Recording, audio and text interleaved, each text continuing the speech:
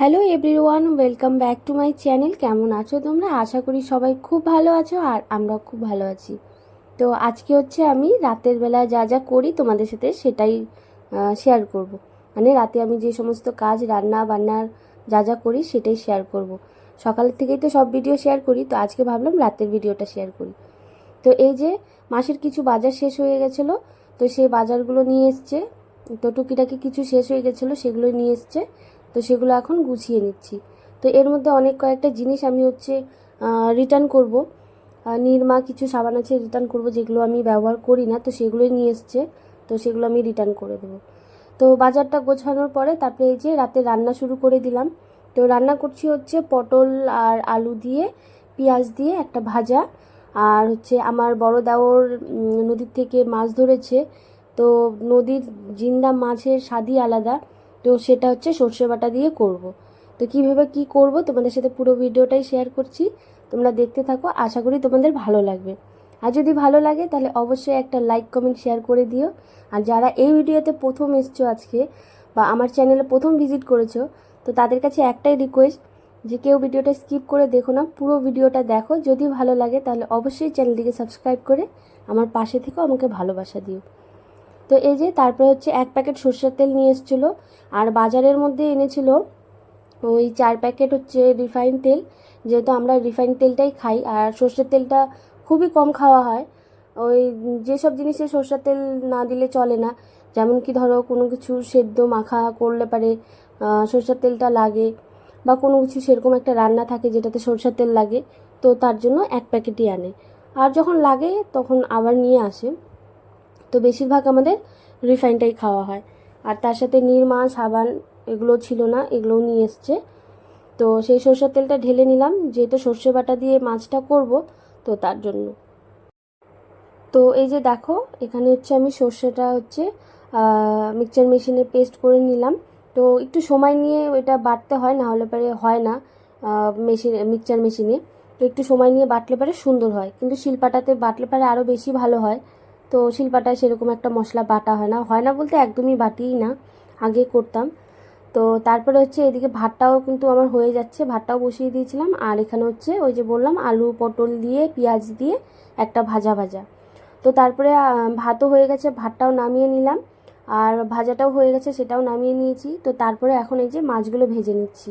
তো ভেবেছিলাম মাছগুলো কাঁচাই করব, কিন্তু আবার চিন্তা করলাম যেহেতু আমরা ফ্রোজেন মাছ খাওয়াতে অভ্যস্ত হয়ে গেছি, মানে সবসময় ফ্রোজেন মাছই খাই, জিন্দা মাছটা খুব কমই খাওয়া হয়। তো যদি গন্ধ করে বা যদি খেতে না পারি, তো তার জন্য হালকা একটু তেলের মধ্যে একদম হালকা করে ভেজে নিলাম।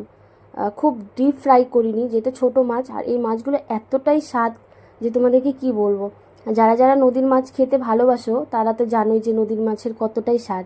আর আমার দেওর এত মাছ ধরার মানে ওর রাশি ভালো যে কি বলবো, সেই মাছ ধরে ও।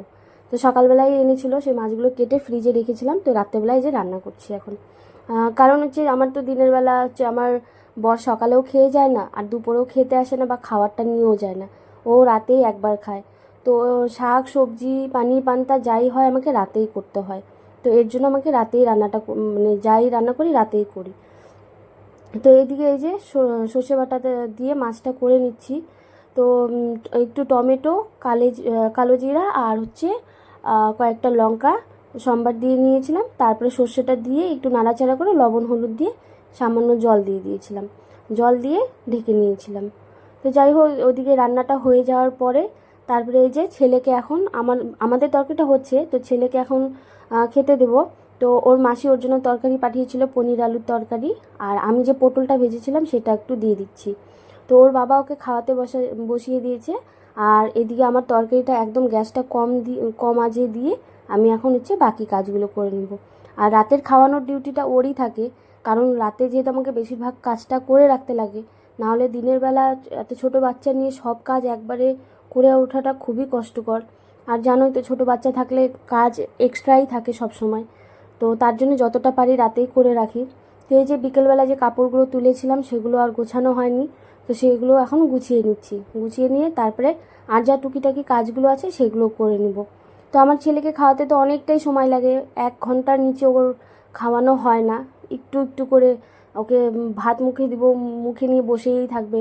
এই করে পাক্কা 1 ঘন্টা একদম ঘড়ির কাঁটায় কাঁটায় লাগবেই ওকে খাওয়াতে গেলে। তো এর জন্য ওর বাবা বসে বসে টিভি দেখে, নাহলে মোবাইল দেখে। দুই বাবা আর ছেলে মিলে মোবাইল আর টিভি মিলে ওরা খাওয়াটা খাইয়ে নেয়।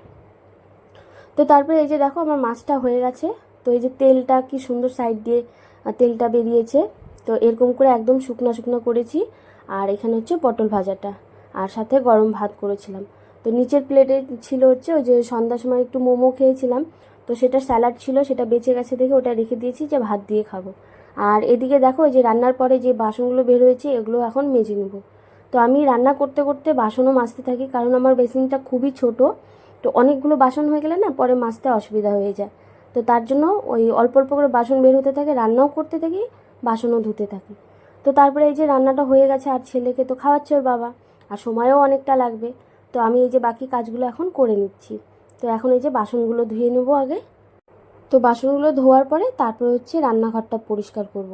আর জানোই তো যে রান্না করার পরে কতটাই কাজ বেড়ে যায়, বাসন এক্সট্রা বাসন বেরিয়ে যায়, সেগুলো মাজতে হয়, রান্নাঘর পরিষ্কার করতে হয়।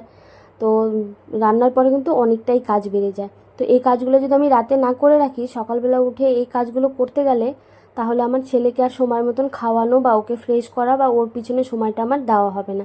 এই সমস্ত কাজ যদি আমি সকালের জন্য ফেলে রাখি, তো সকালের জন্য আমার কাজ থাকে খালি ঘুম থেকে উঠে বাসি ঘরটা ঝাড় দিয়ে তারপরে হচ্ছে ছেলের পিছনে ভাগা, ওকে ফ্রেশ করানো, ওকে খাওয়ানো। তো এর জন্য আমি রাতেই সবগুলো কাজ করে রাখি।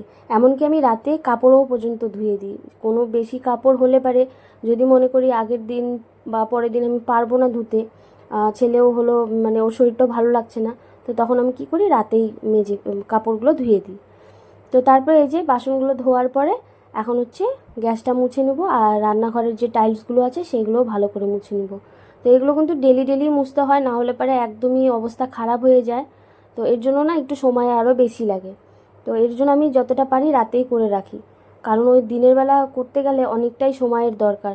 তো দেখতেই পাচ্ছ একদম সাদা টাইলস, তো এগুলো পরিষ্কার রাখাও হলো একটা মানে খুব ঝামেলার ব্যাপার। তো সুন্দর ঘর যদি বানাতে চাও বা সুন্দর জিনিস রাখতে চাও, তো সেটার পিছনে সুন্দরভাবে খাটতেও লাগে। তো যাই হোক, এদিকে টুকুর টুকুর করে কাজগুলো করছি, আর এতটাই গরম যে রান্না করে না খুবই ক্লান্ত হয়ে গেছিলাম। তো কিছুক্ষণ বসেছিলাম ছেলেকে খাবারটা দিয়ে, তো তারপরে হচ্ছে এই কাজগুলো করছিলাম। এতটাই ঘেমে গেছি যে কি বলবো আর তোমাদেরকে।